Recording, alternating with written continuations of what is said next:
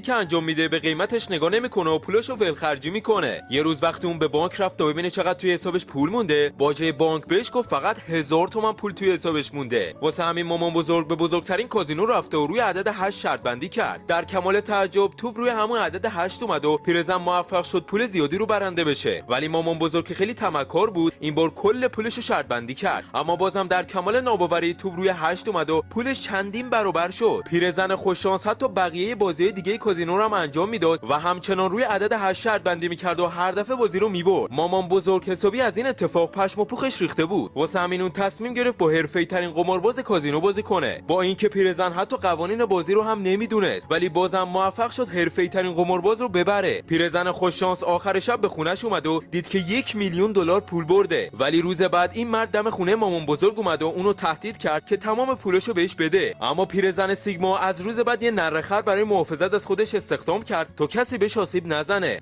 این مامان